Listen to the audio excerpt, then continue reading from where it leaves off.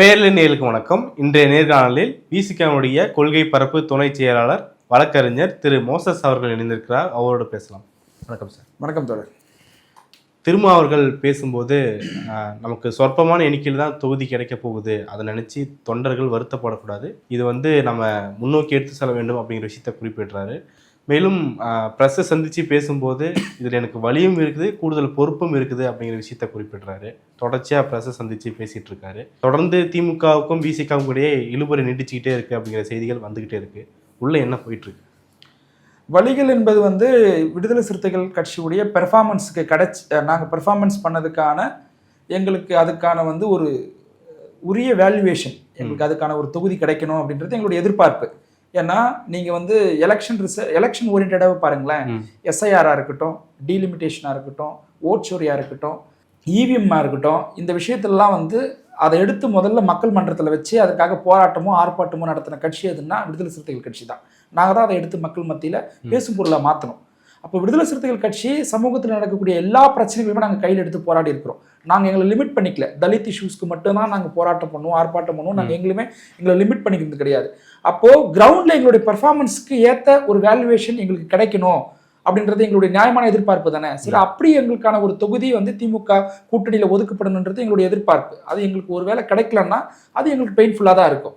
பொறுப்புன்றது விடுதலை சிறுத்தைகள் கட்சியுடைய கேடர்ஸ்க்கு எங்களுடைய தலைவர் சொல்ல வேண்டிய கடமை இருக்கு. அவர் என்னன்னா, நம்ம எதனால இந்த கூட்டணியில் இருக்கிறோம், எதனால இந்த முடிவு எடுத்திருக்கிறோம், நம்மளுடைய இலக்கு என்ன, நம்மளை சிலர் இன்ஃப்ளூயன்ஸ் பண்ணி நம்மளை ஸ்பாயில் பண்ண நினைப்பாங்க. ஸோ அவங்களுக்குலாம் நீங்கள் ஈல்ட் ஆகிடக்கூடாது அப்படின்றதுனால விடுதலை சிறுத்தைகள் கட்சி இந்த முடிவு எடுப்பதற்கான காரணம் என்ன அப்படின்றத கேடர்ஸ்க்கு சொல்ல வேண்டிய பொறுப்பு எங்கள் தலைவருக்கு இருக்கு. அதனால அதை சொல்லியிருக்கிறாரு. ஏன்னா விடுதலை சிறுத்தைகள் கட்சியுடைய கேடர்ஸோ இல்லை பொறுப்பாளர்களோ மற்ற பொலிட்டிக்கல் பார்ட்டியில் இருக்கிறவங்க போல கிடையாது. மற்ற கட்சியில் இருக்கிறவங்களுக்குலாம் அது ஒரு பொலிட்டிக்கல் ஒர்க்கு, அவ்வளோதான். ஆனால் எங்களுக்கு அது பொலிட்டிக்கல் ஒர்க்கு மட்டும் கிடையாது. உளவியல் ரீதியாக நாங்கள் பல இடங்களில் நாங்கள் பாதிக்கப்பட்டிருக்கிறோம். எல்லா அரசியல் கட்சியுமே அவங்க நினைச்ச இடத்துல ஒரு சவர விளம்பரம் எழுத முடியும், நினைச்ச இடத்துல அவங்களால ஒரு பேனர் வைக்க முடியும், நினைச்ச இடத்துல போயிட்டு ஒரு கொடிக்கம்பம் கொண்டு போய் நட முடியும், நினைச்ச இடத்துல அவங்களால தோரணம் கட்ட முடியும். ஆனா விடுதலை சிறுத்தைகள் கட்சி அப்படி கிடையாது. நாங்க ஒரு இடத்துல ஒரு கொடிக்கம்பம் நடணும்னாலோ இல்ல ஒரு பேனர் வைக்கணும்னாலோ ஒரு செவர விளம்பரம் செய்யணும்னாலோ ஒரு பொது நிகழ்ச்சி நடத்துறனாலோ இல்ல எந்த ஒரு அந்த ஊருடைய மைய பகுதிக்குள்ள நாங்க ஒரு நிகழ்ச்சி நடத்தினோம்னா அது எங்களுக்கு ஒரு பொலிட்டிக்கல் ஒர்க் மட்டும் கிடையாது. உளவியல் ரீதியாக அதுல எங்களுடைய கேடர்ஸ் பல இடங்கள் அதில் அஃபெக்ட் ஆயிருக்கிறாங்க. ஏன்னா சாதிய பிரச்சனை இருக்கு. ஸோ அப்படி ஒர்க் பண்ணவங்களுக்கு அவங்க எதை எதிர்பார்த்துட்டு இருப்பாங்கன்னா தேர்தலை ஒட்டி நம்மளுக்கு நம்ம கட்சிக்கு ஒதுக்க போற சீட்டு. ஸோ அப்போ அது நம்மளுக்கு உரிய சீட் நம்மளுக்கு கிடைக்கல அப்படின்னா அவங்க ப்ரொவோக் ஆவாங்க. அது நியாயம்தான். ஏன்னா கிரவுண்ட்ல ஒர்க் பண்றாங்க அவங்க. ஸோ அப்போ அவங்க அது இதை அவங்களுடைய அந்த கோபத்தை எங்க கட்சி இதை வாய்ப்பா பயன்படுத்தி பலர் என்ன பண்ணுவாங்களா, இன்ஃப்ளூயன்ஸ் பண்ணி நீங்க இந்த வாட்டி திமுக கூட்டணிக்கு ஓட்டு போடாதீங்க அப்படின்னு அவங்கள ஸ்பாய்லரா மாத்துறதுக்கான சில இன்டென்ஷனலான அட்டெம்ப்ட் நடக்கும். இது எல்லா தேர்தலுமே எங்க கட்சி சந்திச்சிருக்கு. நீங்க இன்ஃப்ளூயன்ஸ் சொல்றீங்க, ஆனா இன்னைக்கு சோசியல் மீடியால பார்க்கும்போது ஒரு சில பேர் பதிவிட்டாங்க, நான் விசிகாவுடைய ஆதரவாளர் தான், நான் திமுக கூட்டணிக்கு ஆதரவு தெரிவிக்கிறோம் தான், ஆனா விசிகாவை இப்படி நடத்துறத பார்த்து என்னால் பொறுத்துக்க முடியல, அதனால இந்த தடவை நான் திமுக ஓட்டு போட மாட்டேன், திமுக கூட்டணிக்கு ஓட்டு போட மாட்டேன் அப்படிங்கிற விஷயத்த சிலர் பதிவிடுறாங்களே. அது இந்த நேரம் வரக்கூடிய அந்த ப்ரொவகேஷன் சொல்லக்கூடிய ஒரு விஷயம். ஆனா அது தேர்தல் நேரத்துல அப்படி அதுக்கான பதில் தான் தலைவர் பேசியிருக்கிறார். இப்போ அப்படி ஒரு கேடர்ஸ் பாதிக்கப்பட்டிருக்கிறான்ல, அவன் ஏதோ ஒரு அஃபெக்ட் ஆயிருக்கிறான், கட்சிக்கு வேலை செஞ்சிருக்கிறான். அப்போ அவனை சாட்டிஸ்ஃபேக்ஷன் பண்ண வேண்டிய பொறுப்பு தலைவருக்கு இருக்கு, அவனுக்கு பதில் கொடுக்க வேண்டிய பொறுப்பு தலைவருக்கு இருக்கு. அதனாலதான் இந்த வீடியோ வெளியிட்டு இருக்கிற. எங்க கட்சியில ஒரு முக்கியமான ஒரு முடிவு எடுக்க போறோம், இல்லை ஏதாவது ஒரு கூட்டணி தொடர்பாகவோ இல்லை கட்சி தொடர்பாகவோ ஏதோ ஒரு முக்கியமான டிசிஷன் எடுக்க போறோம்னா எங்கள் தலைவர் முதல்ல அதை கேடர்ஸ்க்கு தெரியப்படுத்துவார், அவங்கள தயார்படுத்துவார், அவங்க கிட்ட பேசுவார். ஏன்னா அவ்வளோ டெமோக்ராட்டிக் லீடர் எங்கள் தலைவர். அவர் பாட்டு நான் எல்லா அரசியல் கட்சியுமே சிலது ஐடியாலஜிக்கல் பேஸ்டு பொலிட்டிக்கல் பார்ட்டியாக இருக்கும், சிலது லீடர் பேஸ்டு பொலிட்டிக்கல் பார்ட்டியாக இருக்கும். விடுதலை சிறுத்தைகள் கட்சி ideological and leader based political party. அப்படி இருந்தால் கூட எங்கள் தலைவர் ஒரு முடிவு எடுத்துட்டாருன்னா நாங்கள் அதை கன்வின்ஸ் ஆகிட்டு நாங்கள் அந்த முடிவை உணர்வுபூர்வமாக ஏற்றுப்போம். இருந்தால் கூட கேடர்ஸை கன்வின்ஸ் பண்ண வேண்டிய கடமை அவருக்கு இருக்கு. கேடர்ஸ்க்கு புரிய வைக்க, கன்வின்சிங்ன்ற வார்த்தையை விட புரிய வைக்க வேண்டிய கடமை அவருக்கு இருக்கு. ஸோ அதை தான் அவர் தலைவர் வெளிப்படுத்தியிருக்கிறார். இதனால தலைவர் விரக்தி அடைஞ்சிட்டாரு, இதனால கூட்டணியிலேருந்து வெளியே வந்துருவாரு அப்படிலாம் கிடையாது. நாங்கள் விடுதலை சிறுத்தைகள் கட்சி ஒரு பொலிட்டிக்கல் டிசிஷன் எடுக்கிறோன்னா எங்கள் தலைவருடைய டிசிஷனில் ஒரு 3 டிஃப்ரெண்ட் பர்ஸ்பெக்டிவ் இருக்கும். கட்சி நலன், கூட்டணி நலன், மக்கள் நலன். இதுல இருந்து தான் எங்கள் தலைவர் அந்த முடிவு எடுப்பார். கட்சியும் வந்து நம்ம எடுக்கக்கூடிய ஒரு முடிவுல வந்து ஸ்பாயில் ஆயிடக்கூடாது. ரெண்டாவது நம்ம எடுக்கக்கூடிய ஒரு முடிவுனால கூட்டணி சிதைஞ்சு போயிடக்கூடாது. இதனால வந்து மக்கள் பாதிப்படைஞ்சிடக்கூடாது. இல்ல இந்த பொறுப்பு விசிகாக்கு மட்டும்தான் இருக்கா? ஏன் மற்ற கட்சிகளுக்குலாம் இல்லையா? இப்ப மதசார்பின்மை அப்படிங்கிற கொள்கையில விசிக மட்டும்தான் ஸ்ட்ராங்கா இருக்கணுமா? மற்ற கட்சிகளுக்கு அந்த பொறுப்பு இல்லையா? கூட்டணியை கட்டி காப்பாத்துறதுல எல்லா அரசியல் கட்சிக்குமே மற்ற கூட்டணி கட்சிகளுக்குமே கேட்ட தொகுதி திமுக கொடுத்துட்டாங்களா? இல்ல திமுகவாலேயே அவங்க கடந்த தேர்தலில் நின்ன அதே தொகுதி நிக்க முடியுமா? ஏன்னா இங்க சூழல் மாறி இருக்கு. இன்னைக்கு திமுக கூட்டணிக்குள்ள அடிஷ்னலா வந்து பல கட்சிகள் உள்ள வந்திருக்கிறாங்க. அவங்க பல கட்சி கிடையாது, அவங்க ஒரு பர்சன்டேஜ் ஆஃப் ஓட் பேங்க். அப்ப அந்த ஓட் பேங்க் உள்ள வரும்போதோ எங்களுக்கு வின்னிங் ப்ராபபிலிட்டி அதிகரிக்குது. நாங்க கடந்த முறை 4 இடங்கள்ல வெற்றி பெற்றோம், 6 தொகுதியிலிருந்து 4 இடங்கள்ல வெற்றி பெற்றோம். ஒருவேளை எங்க விடுதலை சிறுத்தைகள் கட்சிக்கு எத்தனை தொகுதி கொடுத்தாலுமே அத்தனை தொகுதியிலே வெற்றி பெறுவதற்கான வாய்ப்பும் இப்ப அதிகரிச்சிருக்குல்ல. அப்ப அந்த வின்னிங் ப்ராபபிலிட்டின்றது எங்களுக்கு இன்க்ரீஸ் ஆயிருக்குல்ல. அதனால திமுக கொடுக்குற தொகுதியில நாங்க கன்வின்ஸ் ஆயிட்டுன்னு அர்த்தம் கிடையாது. நாங்க எங்களுடைய வேல்யூவேஷன்ன்றது வேற. அதற்கான தொகுதி வந்து திமுக வந்து இந்த வாட்டி எங்களுக்கு கொடுக்குன்றது எங்களுடைய எதிர்பார்ப்பு. அதை எங்க தலைவர் பேசிதான் முடிவெடுப்பார். எத்தனை தொகுதி நான் வந்து வெளிப்படுத்தும் பொழுது தான் எங்களுக்கு தெரிய வரும். ஆனா அதை தாண்டி வந்து விடுதலை சிறுத்தைகள் கட்சிக்கு இந்த கூட்டணி ஃபார்ம் ஆனதுல விசிகாக்கு ஒரு மிகப்பெரிய ரோல் இருக்கு. ஸோ அதை வந்து நாங்க எங்களுக்கு தொகுதி பங்கீடு சரியா எங்களுக்கு கொடுக்கல அப்படின்றதுனால நாங்கள் வெளியே வர மாட்டோம். விசிகா என்னைக்குமே நீங்க எங்களுக்கு நான் கேட்ட தொகுதி நீங்க எங்களுக்கு கொடுக்கலையா, ஸோ எங்களுக்கு எங்க தொகுதி அதிகமாக கொடுக்குறாங்களோ நாங்கள் அங்கே போயிடுவோம் அப்படின்னு சொல்லக்கூடிய கட்சி விடுதலை சிறுத்தைகள் கிடையாது. சரி இல்லை உங்களை வந்து நான் வெளியே வந்துட்டோம், நாங்கள் அங்கேயும் போக மாட்டோம், ஆனா நாங்க ஒரு ஸ்பாய்லரா உருவாகும், நாங்க ஒரு பெரிய ஓட் பேங்க் பிரிப்போம், உங்களை தோக்கடிப்போம். இந்த வேலையை விடுதலை சிறுத்தைகள் கட்சி என்னைக்குமே செஞ்சது கிடையாது. அதை விட முக்கியமானது டிவிகேவை பயன்படுத்தி வந்து பலர் வந்து அவங்களோட பொலிட்டிக்கலா அவங்களோட பார்கெனிங் பவர் இன்க்ரீஸ் பண்ணிட்டாங்க. ஆனா டிவிகே வந்து வெளிப்படையா விஜய் தன்னுடைய வாயால கூட்டணிக்கு வாங்கன்னு கூப்பிட்ட ஒரு தலைவர் யாரு? தலைவர் திருமாவர்களை கூப்பிட்டார். எங்களுக்கு அவங்க முதல்ல ஒரு ஃபோக்கஸ் பண்ணதே விசிகாவை தான்.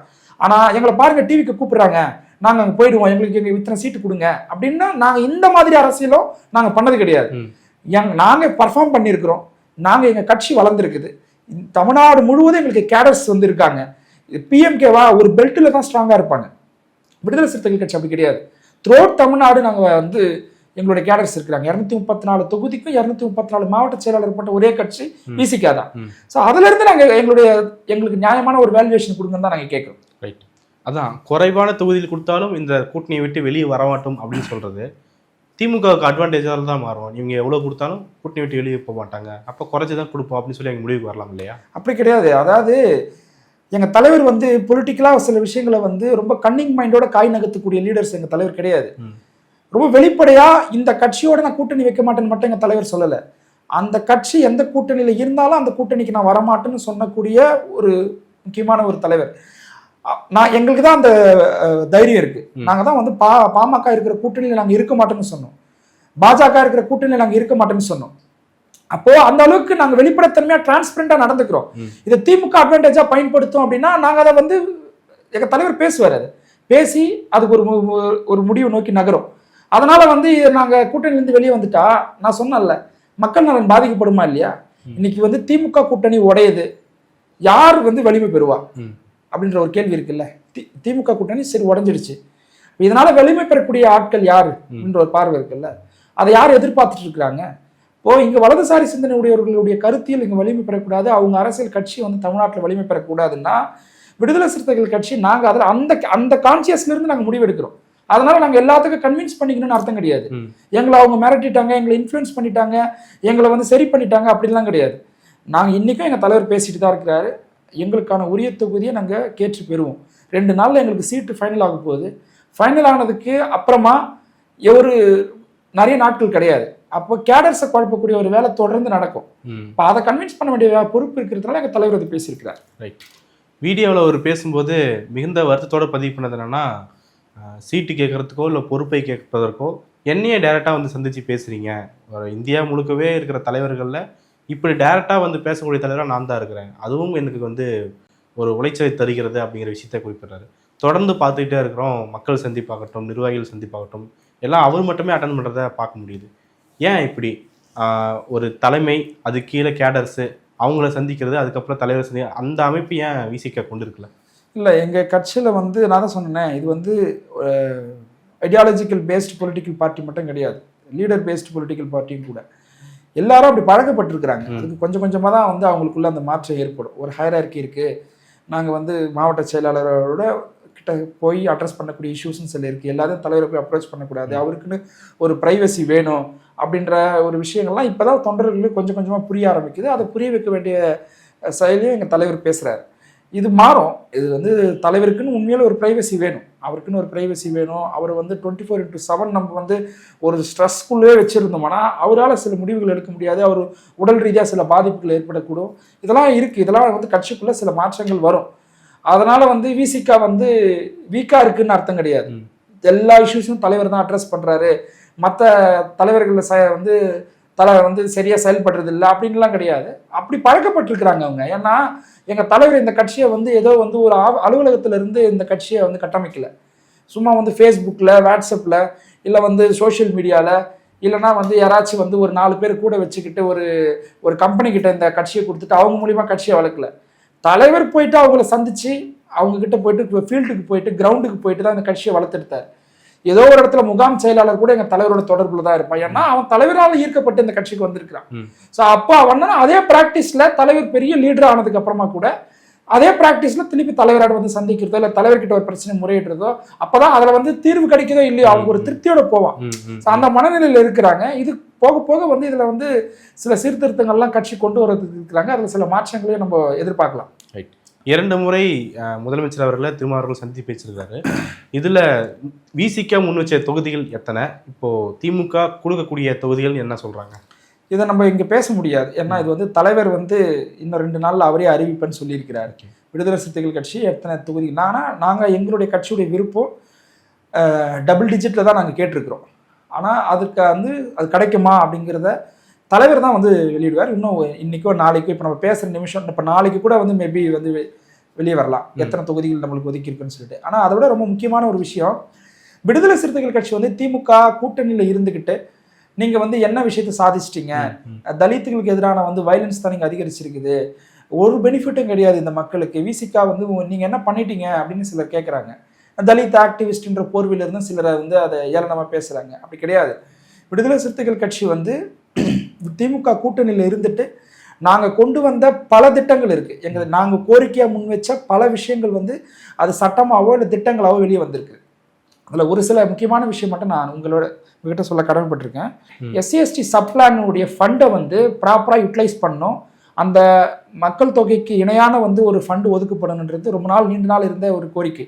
விடுதலை சிறுத்தைகள் கட்சி முன்வைத்த அந்த கோரிக்கையின் அடிப்படையில் Tamil Nadu development action for SC/ST 2024 ஒரு ஆக்டே நாங்கள் கொண்டு வந்தோம். இந்த சட்டம் கொண்டதுக்கு அப்புறமா SC/ST சப்ளானுக்கு அந்த மக்கள் தொகைக்கு இணையான தொகை ஒதுக்கப்படணும், அந்த ஃபண்டு அந்த ஆண்டே பயன்படுத்தப்படணும், கேரி ஃபார்வர்டு ஆகக்கூடாது அப்படின்றதுக்காக கொண்டு வரப்பட்ட அந்த சட்டம் கொண்டு வரப்பட்டது யாராலன்னா விடுதலை சிறுத்தைகள் கட்சியால் தான். நாங்கள் முன் வச்ச கோரிக்கை அடிப்படையில் தான் கொண்டு வரப்பட்டது.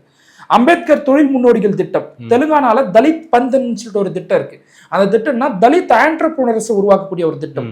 அதை நேரடியாக தெலுங்கானால போயிட்டு நாங்கள் ஆய்வு செஞ்சு அதை ஒரு ப்ரொபோசலாக கவர்மெண்ட்டுக்கு கொண்டு வந்து கொடுத்து அந்த ப்ரொபோசலின் அடிப்படையில் வந்த ஒரு திட்டம் தான் அம்பேத்கர் தொழில் முன்னோடிகள் திட்டம்.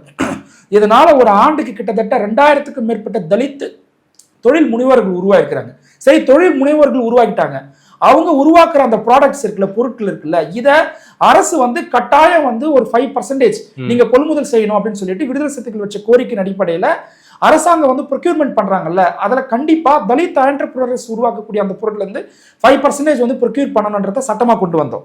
ஆனால் அம்பேத்கர் அயலக உயர்கல்வி திட்டம் இருக்குல்ல, இந்த திட்டம் இதுக்கு முன்னாடியே இருந்தது.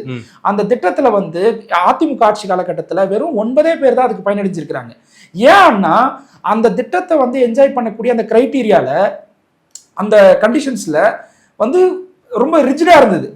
அதுல வந்து விடுதலை சிறுத்தைகள் கட்சி முன்வைச்ச சில கோரிக்கையின் அடிப்படையில் சில ரிலாக்ஸேஷனை கொண்டு வந்ததனுடைய விளைவா இன்றைக்கு தலித் மாணவர்கள் வந்து இன்னைக்கு ஆக்ஸ்போர்ட்லயோ பெல்லிலேயோ இந்த உலகத்தில் இருக்கிற டாப் 500 யூனிவர்சிட்டியில கிட்டத்தட்ட ஒரு ஆண்டுக்கு 200க்கும் மேற்பட்ட மாணவர்கள் போயிட்டு பிஜி அண்ட் PhD படிக்கிறாங்க. அப்போ அந்த ஸ்கீம்ல ஒரு ரிலாக்ஸேஷனை கொண்டு வந்தது விடுதலை சிறுத்தைகள் கட்சி, நாங்க தான் கொண்டு வந்தோம். அண்ணல் அம்பேத்கர் அவர்களுடைய பிறந்த நாளை வந்து சமத்துவ நாளா வந்து கொண்டாடணும், பெரியாருடைய நாளா சமூக நீதி நாளா கொண்டாடணும்ன்ற முதல் ப்ரொபோசலை கொடுத்தது விடுதலை சிறுத்தைகள் கட்சி, நாங்க தான் கொடுத்தோம். கிறிஸ்தவ ஆதி திராவிடர் இருக்காங்கல்ல, அவங்களை திருப்பி SC பட்டியலே சேர்க்கணும் அப்படின்றத ஒரு கோரிக்கையா முன் வச்சு நாங்க சிறப்பு தீர்மானம் கொண்டு வந்தோம். அதை தீர்மானம் கொண்டு வந்து நாங்க ஒன்றிய அரசுக்கு அனுப்பியிருக்கிறோம். ரூரல்ல சானிடரி ஒர்க்கர்ஸ் இருக்காங்கல்ல, அவங்களுக்கு வந்து தமிழ்நாடு அரசு நிர்ணயிச்சிருக்கக்கூடிய அந்த மினிமம் வேஜஸ் அதை கட்டாயம் அவங்களுக்கு வழங்கணும். நம்ம அர்பன்ல இருக்கிற சானிடரி ஒர்க்கர்ஸ் பத்தி மட்டும் தான் பேசுறோம், ரூரல்லையும் சானிடரி ஒர்க்கர்ஸ் இருக்கிறாங்க. அப்போ விடுதலை சிறுத்தைகள் கட்சி வச்ச இந்த கோரிக்கையின் அடிப்படையில் Tamil Nadu wages minimum wages act நிர்ணயிச்சிருக்கிற அந்த ஊதியத்தொகையை அவங்களுக்கு நாங்கள் வந்து உறுதிப்படுத்தி கொடுத்தோம். இது வந்து விசிகா வச்ச கோரிக்கையின் அடிப்படையில் கொண்டு வரப்பட்டது. தமிழ்நாடு முழுவதும் இருக்கக்கூடிய ஆதி திராவிடர் நலப்பள்ளிகள் 100க்கும் மேற்பட்ட நலப்பள்ளிகளை வந்து ஸ்மார்ட் ஸ்கூல்ஸா மாற்றணும்னு நாங்கள் கோரிக்கை வச்சோம். நிறைவேற்றப்பட்டிருக்கு. கான்ஸ்டிடியூஷனல் டே 26 அதை வந்து எல்லா அரசு அலுவலகங்கள்லையுமே அதை கொண்டாடணும். கான்ஸ்டிடியூஷனுடைய பிரியாம்பிளை வந்து எல்லாருமே வந்து அதை வந்து உறுதிமொழி ஏற்கணும்னு சொல்லிட்டு எங்களுடைய கட்சியை சார்ந்த எம்எல்ஏ ஆனந்த் சிந்தனை செல்வன் அவர்கள் சீஃப் செக்ரட்டரியை பார்த்து இந்த ப்ரொபோசல் கொடுத்தாரு. டிஸ்கஷனுக்கு எடுத்தப்பட்டு அது வந்து ஒரு ரூலா வெளியில வந்தது. காலனின்ற ஒரு பெயரை வந்து தமிழ்நாடு முழுவதும் நீக்கணும்னு சொல்லிட்டு விடுதலை சிறுத்தைகள் கட்சி தான் நாங்கள் தான் வந்து சட்டமன்றத்தில் கோரிக்கை முன் வச்சோம். அது நிறைவேற்றப்பட்டிருக்கு. கிட்டத்தட்ட 45 கோடி மதிப்பில் வந்து MC ராஜாவுடைய ஹாஸ்டல் கட்டி முடிக்கப்பட்டிருக்கு. அயோத்திதாசர் மணிமண்டபம் கட்டி முடிக்கப்பட்டிருக்கு. இளைய பெருமாள் நூற்றாண்டு நினைவரங்கம் கட்டப்பட்டிருக்கு. இதெல்லாம் விடுதலை சிறுத்தைகள் வச்ச கோரிக்கையின் அடிப்படையில் நிறைவேற்றப்பட்டது. ஆணவ கொலை தடுப்பதற்கு தனி ஆணையம் வந்து அமைச்சிருக்கிறோம். இது விசிகா வச்ச கோரிக்கையின் அடிப்படையில் அமைக்கப்பட்டதுதான். காட்டுமன்னார் சட்டமன்ற தொகுதியில் கிட்டத்தட்ட 15 கோடி மதிப்பில் புதிய அரசு கல்லூரிகள், இலங்கை தமிழர்கள் மறுவாழ்வுக்கு வந்து மையம், நரிக்குறவர்களுக்கு தனி குடியிருப்பு, திருமுட்டை ஒன்றியம் வந்து பாதுகாக்கப்பட்ட வேளாண் மண்டலமா அறிவிச்சிருக்கிறோம். வீராண ஏரி வந்து சுற்றுலா தலமா அறிவிச்சிருக்கிறோம். இதெல்லாம் வந்து ஒவ்வொரு கான்ஸ்டிடியூன்சிஸ்ல பண்ணது. இப்போ வந்து நாகப்பட்டினத்திலோ செய்யூர்லயோ காட்டுமன்னார் கோயிலோ எங்களுடைய விடுதலை சிறுத்தைகள் கட்சியுடைய பிரதிநிதிகள் தேர்ந்தெடுக்கப்பட்டதுல நீங்க எல்லாம் பண்ணிருக்கீங்க அப்படின்னு அது ஒரு தனி லிஸ்ட் இருக்கு. இப்ப நான் பொதுவா எல்லாரும் பெனிஃபிட் அடைஞ்சதன் அடிப்படையில் சொன்னக்கூடிய விஷயங்கள் இது. இப்ப இவ்வளவு விஷயங்கள் விடுதலை சிறுத்தைகள் கட்சி முன்வச்ச கோரிக்கையின் அடிப்படையில நிறைவேற்றப்பட்டிருக்கு. இப்ப இவங்கெல்லாம் வந்து விசிகா மேல இருக்கக்கூடிய அந்த காழ்ப்புணர்ச்சியில பேசுறாங்க. இன்னைக்கு நான் என்ன கேட்கிறேன், விசிகா மேல இவ்வளவு கேர் பண்றவங்க தமிழ்நாட்டில் விடுதலை சிறுத்தைகள் கட்சி மட்டும் தான் அம்பேத்கர் மூமெண்டா? எத்தனை தலித் மூமெண்ட் இருக்கு? அம்பேத்கர் பேர்ல இயங்கக்கூடிய தலித் மூமெண்ட். அந்த கட்சிக்கெல்லாம் அவங்க ஏதோ ஒரு கட்சியில கூட்டணி தானே இருக்கிறாங்க. அந்த கட்சிகளுக்கு வந்து பொது தொகுதியில் போட்டியிடுவதற்கான வாய்ப்பை அந்த கூட்டணியில் இருக்கக்கூடிய தலைமை கொடுக்குறாங்களா? இல்ல தனி சின்னத்துல போட்டியிடுவதற்கான வாய்ப்பை அந்த கூட்டணி தலைமை கொடுக்குறாங்களா? இரட்டை இலக்குல வந்து அவங்களுக்கு தொகுதி கொடுக்குறாங்களா? இரட்டை இலக்கு இல்ல, ஒரே தொகுதி தான் கொடுக்குறாங்க. அதுவும் அவங்க சின்னத்துல தான் கொடுக்குறாங்க. அவங்க சொல்ற இடத்துல தான் நிக்கணும். அப்ப அவங்க எப்படி ட்ரீட் பண்றாங்க? அப்ப உண்மையான தலித் ஆக்டிவிஸ்ட் என்ன பண்ணணும்னா ஒரு பட்டியல் எடுங்க. இதெல்லாம் தமிழ்நாட்டில் அம்பேத்கர் மூவ்மெண்ட்னு சொல்லிட்டு அவங்க எந்த கூட்டணியில இருந்தாலும் அந்த கூட்டணியில் எல்லா கூட்டணிக்கும் நீங்க வந்து கேள்வி கேளுங்க. அப்போ விசிகாவை ஃபோக்கஸ் பண்றதுக்கான காரணம் என்னன்னா, எங்க மேல ஆக்கப்பூர்வமான கன்ஸ்ட்ரக்டிவ் கிரிட்டிசிசம் சிலர் வைக்கிறாங்க, அதை நாங்க ஏத்துக்கிறோம், அது வேற. ஆனா காழ்ப்புணர்ச்சியின் அடிப்படையில் வைக்கக்கூடியவங்களுக்குலாம் நாங்க ரியாக்ட் பண்ண வேண்டிய அவசியங்கள் கிடையாது. ஏன்னா அவங்க எங்களுடைய வளர்ச்சியில கவனம் செலுத்தல. எங்க விடுதலை சிறுத்தைகள் வீழ்ச்சி பெறும் அந்த இடத்துல வந்து விசிகாவை காலி பண்ணலான்னு ஒரு கூட்டம் இருக்கு இங்க. இப்போ அது கேஸ்டிஸ்டாவும் இருக்கிறா, சேம் கம்யூனிட்டிலையும் சிலர் வந்து பிஜேபியுடைய கையாளாவும் இருக்கிறான். ஸோ அப்போ அவங்களுக்குலாம் வந்து ஈல்ட் ஆயிடக்கூடாது நம்ம கட்சி கேடர்ஸ் அப்படின்றதுனுடைய கான்சியஸ்ல இருந்து எங்க தலைவர் இந்த விஷயத்தை முன் வச்சிருக்கிறார். கட்சி ஆரம்பிச்சு 25 வருடங்களுக்கு மேல ஆனாலுமே களம் இன்னும் நமக்கு புதுசாக தான் இருக்கு. நம்ம வளரணும்னு நினைக்கிறத விட நம்ம பின்னோக்கி தள்ளுறது தான் நிறைய பேர் இருக்காங்க அப்படிங்கிற விஷயத்த குறிப்பிடுறாரு. இது யாருக்கான எச்சரிக்கைன்னு பார்க்கணும்? இது 2000 வருஷமா சமூகத்தில் இருக்கக்கூடிய ஒரு பிரச்சனை, சாதிய பிரச்சனை. இப்போ விடுதலை சிறுத்தைகள் கட்சி ஒவ்வொரு முறையும் நாங்கள் தேர்தலை சந்திக்க வரும்பொழுதும் எங்களுக்கு ஏதாவது ஒரு ரிஸ்க் அங்கே இருந்துட்டு தான் இருக்கு. அப்படின்னா திமுகவுக்கு கூடவே இருந்துக்கிட்டும் சிலர் எங்களுக்கு ஒரு இந்த ஓட் டிரான்ஸ்ஃபர் நடக்காமல் சிலர் அந்த வேலையை பார்க்கக்கூடியவங்களும் இருக்கிறாங்க, அதிமுகலையும் இருக்கிறாங்க, எல்லா கட்சியிலிருந்தும் எங்களுக்கு அந்த அந்த அந்த வேலையை செய்யக்கூடிய ஆட்கள் இருக்கிறாங்க. அது வந்து ஒரு மினிமம் செக்டார் தான். ஆனால் அவங்களையும் நாங்கள் கூடுதலாக ஃபேஸ் பண்ண வேண்டிய தேவை இருக்குது. ரெண்டாவது கட்சிக்கு தேர்தலை சந்திக்கக்கூடிய அந்த நிதி சுமைகள். ஸோ அப்போ ஒவ்வொரு எலெக்ஷன்லையும் ஒரு புது எக்ஸ்பீரியன்ஸ் நம்ம வந்து ஃபேஸ் பண்ணிட்டு தான் இருக்கிறோம் அப்படின்றதுலேருந்து தான் தலைவர் அதை சொல்கிறார். சாதிய பிரச்சனை வந்து நேற்று இன்னைக்கு இருக்கக்கூடிய பிரச்சனையா, 2000 வருஷமாக இருக்கக்கூடிய ஒரு பிரச்சனை. அதில் வந்து வெறும் வந்து ஒரு 75 வருஷத்தில் இதை வந்து தீர்க்கக்கூடிய பொறுப்பு ஒரே ஒரு அரசியல் கட்சிக்கு தான் இருக்குது. அந்த கட்சி அதிகாரத்தில் இருந்தால் நீங்கள் ஏன் அதை தீர்க்கல அப்படின்னு கேட்குறதும் வந்து லாஜிக்கானது கிடையாது. இந்த பக்கம் வந்து அந்த கேஸ்ட் பிரச்சனைகளை ப்ரொவோக் பண்ணக்கூடியவன் எங்கே இருக்கிறான்? நீங்கள் தமிழ்நாட்டில் வந்து இப்போது சமீபத்தில் மோடி வந்திருந்தார். அப்போது அன்புமணி ராமதாஸ் வந்து என்ன சொன்னார், தமிழ்நாட்டில் கிட்டத்தட்ட 8000 கொலைகள் நடந்திருக்குதுன்னு ஒரு டேட்டா கொடுத்தார். உண்மை அது கிடையாது, 6000 சில்லற கொலை தான். 2023 வரைக்கும் தான் NCRP டேட்டாவே வெளியே வந்திருக்கு. அவர் சொன்ன டேட்டாலையும் தப்பு இருக்குது. ஆனால் அவர் ஒரு கவலைப்படுறாருல, தமிழ்நாட்டில் வந்து இவ்வளோ கொலைகள் நடந்திருக்குன்னு. இதில் வந்து ஹானர் கில்லிங் எவ்வளோ, கேஸ்ட் மர்டர்ஸ் எவ்வளோ, அதையும் சேர்த்து அவர் எதிர்ப்பாரா? எதிர்க்க மாட்டார். அப்போது இங்கே நடக்கிற தலித் கிரைம்ஸை வந்து எக்ஸ்க்ளூட் பண்ணிட்டு தான் அவங்க வந்து பேசுவாங்க. ஏன்னா அதை பண்ணக்கூடிய வேலையை செய்யக்கூடியவங்கள தூண்டி விடக்கூடிய வேலையை செய்யக்கூடியவங்களா இவங்கள தான் இருக்கிறாங்க. சாதி பெருமையை தூண்டி விடுற வேலையை செய்கிறது. அப்புறம் தலித்துக்கா வந்து விசிகாவுடைய கேண்டிடேட்ஸ் யாராச்சும் அங்கே எங்களுக்கு ஒரு கான்ஸ்டிடியூன்சி ஒதுக்கி இருக்கிறாங்கன்னா அங்கே உள்ளடி வேலை பார்க்கறதுக்கு சிலர் வந்து இறக்கி விடுறது, இதெல்லாம் அவங்க தான் செய்கிறாங்க. அப்போ இதெல்லாம் இந்த 360லேருந்து எங்கள் தலைவர் சொல்கிறார், இப்போ இதுக்கெல்லாம் கேடர்ஸ் தயாராகணுன்றார். நம்ம வளர்ந்துட்டோம், நம்ம அங்கீகரிக்கப்பட்ட அரசியல் கட்சியாக மாறிட்டோம், நம்மக்கிட்ட 2 MP இருக்கிறாங்க, 4 MLA இருக்கிறாங்க, தமிழ்நாடு முழுவதும் இந்தியா முழுவதும் விசிகான்னா என்னன்னு தெரியுது. இதோடு நீங்கள் சாட்டிஸ்ஃபைட் ஆகாதீங்க. ஒவ்வொரு எலெக்ஷன்லையுமே நம்மளுக்கு புது புது அனுபவங்கள் இருக்குது. நம்மளை ஸ்பாயில் பண்ணுறதுக்கு சில வந்து எலமெண்ட்ஸ் வெளியிலேருந்து வேலை பார்க்குறாங்க. கான்ஷியஸாக இருங்க, ரொம்ப வந்து ஃபோக்கஸ்டாக ஒர்க் பண்ணுங்க. நம்மளுடைய இலக்கு வந்து இங்கே நம்ம வெற்றி பெறணும், நம்ம கூட்டணி வெற்றி பெறணும், நம்ம நிற்கிற இடங்களில் வெற்றி பெறணும், அதுக்காக ஒர்க் பண்ணுங்க. இந்த கான்ஷியஸ்லேருந்து பேசுனது தான் அது விசிகாக்கு. இதனால் இப்போ டிவிக்கே வந்து கட்சி ஆரம்பித்து 2-3 வருஷம் கூட ஆகலை. அவங்க நாங்கள் ஆட்சியை பிடிச்சிருவோன்னு சொல்லிட்டு இல்லாஜிக்காக பேசுகிறாங்க. இந்த மாதிரி வந்து லாஜிக்கே இல்லாமல் சும்மா வந்து ப்ரொவோக் பண்ணக்கூடிய வேலை எங்கள் தலைவர் என்றைக்குமே செஞ்சது கிடையாது. ஒரு கேரக்டர்ஸை தயார்படுத்தணும்னா இது என்ன நடைமுறையோ அதை அவனுக்கு புரிய வைக்கக்கூடிய ஒரு லீடராக தான் இருக்கிறார். அவனை சும்மா வந்து அவனை உணர்ச்சிகளை தூண்டக்கூடிய ஒரு தலைவராக இல்லை. அப்போது அவனை அறிவுபூர்வமாக திங்க் பண்ணக்கூடிய ஒரு வேலையை செய்ய எங்கள் தலைவர் வந்து அப்போ எங்கள் தலைவர் கட்சி ஆரம்பிச்சிருந்தே இப்படி தான் இருக்கிறார். கேடர்ஸ் வந்து 500 பேர் இருந்ததுலேருந்து இப்போ 5 லட்சம் பேருக்கு மேலே போனதுல வரைக்கும் எங்கள் தலைவர் இப்படி தான் கேடர்ஸை ட்ரெயின் பண்ணுறாரு. அப்படி தான் நான் அதை பார்க்குறேன். ப்ரொவோக்கிங்ன்ற விஷயத்த சொல்கிறீங்க, கட்சிக்குள்ளே ஓகே. ஆனால் இன்றைக்கி வந்து ப்ரெஸ் மீட் சந்திக்கிறதாகட்டும், ஒவ்வொரு ப்ரெஸ்ஸையும் கூப்பிட்டு பேசுகிறதாகட்டும், கேள்விகளுக்கு பதில் சொல்கிறதாகட்டும், இவர் திமுகவை தான் ப்ரொவோக் பண்ணுற வகையில் பேசுகிறாரு. ஏன்னா அவங்க இழுபறி நீடிச்சிட்ருக்கு, நாம் இங்கே வெளியே பேசினா ஏதாவது நமக்கு பலன் கிடைக்கும் அப்படிங்கிற வகையில் தான் பேசுகிறாருன்னு சொல்லி சிலர் குறிப்பிடறதை பார்க்க முடியுது. அதை எப்படி பார்க்குறீங்க? அப்படி சீட்டு நாங்கள் வாங்கணும்னு நினச்சிருந்தோம்னா நான் சொன்னல, வேற ஒரு கட்சிக்கு நாங்கள் போயிடுவோம், நாங்கள் இன்னும் கூட்டணி முடிவு செய்யலை, இது இந்த தேர்தலுக்கான கூட்டணி மட்டும்தான், அடுத்த தேர்தலுக்கு நாங்கள் அறிவிப்போம், இப்படிலாம் நாங்கள் பேசலாம் இல்லையா? அப்போது இங்கே நீங்கள் கொடுக்கலையா, எங்களை வேற இடத்துல நாங்கள் வந்து பேச்சுவார்த்தை நடத்திட்டு இருக்கிறோன்னு ஒரு செய்தியை கசிய விடலாம் இல்லையா? எங்கள் கட்சியிலேயே வந்து அடுத்த கட்ட தலைவர்கள்கிட்ட இருந்து ஒரு ட்வீட்டை போட்டு விசிகா வந்து நாங்கள் இங்கே போகிறதுக்கு நம்மளுக்கு வாய்ப்பு இருக்குது, இப்போ இந்த மாதிரி வந்து பேச வைக்கலாம் இல்லையா? அப்போது இதுக்கெல்லாம் எங்கள் தலைவர் எங்கேயுமே வாய்ப்பு கொடுக்கல. பேச வேண்டிய விஷயம் என்னன்னா, விடுதலை சிறுத்தைகளுடைய பர்ஃபார்மன்ஸ், அதை எங்களுக்கு ப்ராப்பராக வேல்யூ பண்ணுங்கள். அது நீங்கள் எங்களுக்கு வேல்யூ பண்ணலைன்னா எங்களுக்கு கேடர்ஸ் மத்தியில் பாதிப்பு ஏற்படும். அந்த பாதிப்பை சரி செய்ய வேண்டிய பொறுப்பும் தலைவர்கிட்ட தான் இருக்குது. ஸோ அதனால தான் நாங்கள் சொல்கிறோம், இது திமுக வந்து கன்சிடர் பண்ணணும்னு நாங்கள் நம்புகிறோம். இப்போது தேமுதிகவை வந்து திமுக வேல்யூ பண்ணிடுச்சுன்றாங்க, தேமுதிகக்கு எத்தனை தொகுதின்னு சொல்லிட்டாங்களா? உறுதியாயிடுச்சா? இன்னும் இல்லை. அப்புறம் நீங்கள் வந்து அதை வந்து காட்டி பேசுறதுன்றதே வந்து தவறான ஒரு விஷயமா தான் நான் பார்க்குறேன். விசிகாவுக்கும் இன்னும் வந்து சீட்டு கன்ஃபார்ம் ஆகலை. ஸோ இது வந்து எண்ட் ரிசல்ட் எத்தனை தொகுதின்னு 2 தலைவர்களும் பேசி ப்ரெஸ் மீட்டை பார்த்து கொடுத்தா மட்டும்தான் இதுக்கு ஒரு ஃபுல் ஸ்டாப் வரும். இன்னும் 2 நாளில் அது எதிர்பார்க்குறோம். ரைட். பல்வேறு முக்கியமான விஷயத்தை பார்த்துட்டீங்க. உங்களுடைய நேரத்துக்கும் கருத்துக்கும் மிக்க நன்றி சார். நன்றி தொடர்.